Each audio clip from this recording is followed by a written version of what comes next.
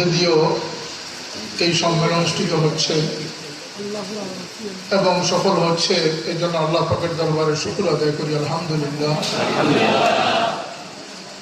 আমরা কারা? আমরা কি কোনো আমরা সংগঠন, না দল, না কাফেলা, না কওম? আমাদের পরিচিতিটা কি? আমি হাদিস শরীফের উল্লেখ করতে চাই। আকা মাওলা মুহাম্মদুর রাসূলুল্লাহ সাল্লাল্লাহু আলাইহি ওয়াসাল্লাম তার সাহাবায়ে কেরামদেরকে জিজ্ঞেস করেছিলেন যে ইসলামের সবচেয়ে মজবুত আমল কোনটি? সাহাবায়ে কেরাম তাদের স্বভাবগতভাবে জবাব দিয়েছিলেন, ইয়া রাসূলুল্লাহ, নামাজ। আল্লাহ নবী বললেন যে নামাজ খুবই গুরুত্বপূর্ণ ইবাদত, কিন্তু মজবুত আমল না।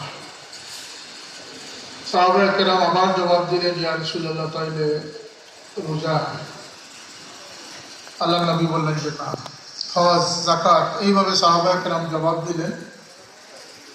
এরপরে সাহাবায়ে কেরাম আদেশ করলেন, ইয়া রাসূলুল্লাহ, তাহলে কোনটি মজবুত আমল? আল্লাহ নবী সাল্লাল্লাহু আলাইহি ওয়াসাল্লাম জবাব দিলেন যে পরস্পর আল্লাহর খাতিরে আল্লাহর ওয়াস্তে মহব্বত করা হচ্ছে সবচেয়ে বড় আমল।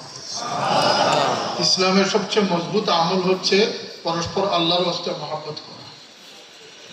হযরত সাঈদ রাহমাতুল্লাহ আলাইহি তার অসংখ্য অগণিত খেদমত